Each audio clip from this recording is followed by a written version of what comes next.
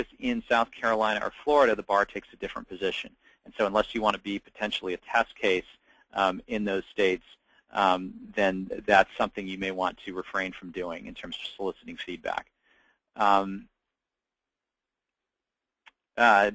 Question, if I hear that a bunch of attorneys are choosing to write reciprocal reviews of each other on AVO and they don't have any reason to know the quality of the services provided by those attorneys, am I obligated to turn them into the bar?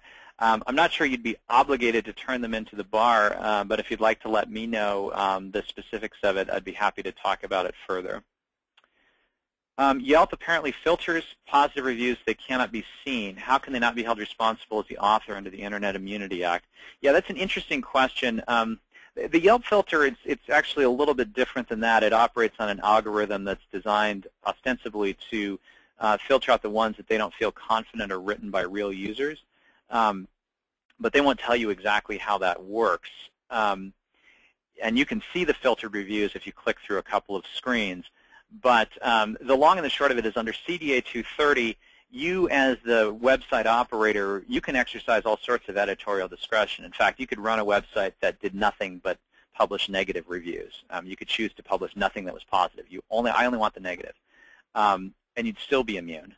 In fact, that's kind of what Ripoff Report does and a bunch of other even sleazier websites that, that engage in that kind of behavior. Technically under CDA 230, you are not the author, even if you're engaging in those editorial functions of choosing which content is going to get highlighted, which is going to get published. It's really only when you get down into actually crafting the content itself that you as the website operator can be held liable.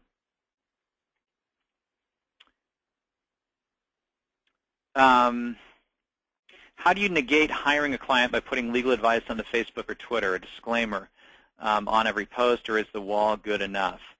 I think this gets to the question of, is it legal advice to be, I mean, you're probably not going to put a ton of legal advice onto Facebook or Twitter, but you may be providing your interpretation.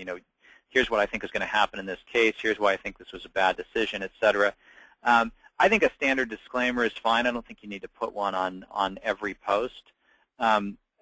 Because really, if you think about it, it's the same type of discussion that you have, people have always had as attorneys at cocktail parties and at social events and when speaking in public, the sort of general guidance that we provide as attorneys to people.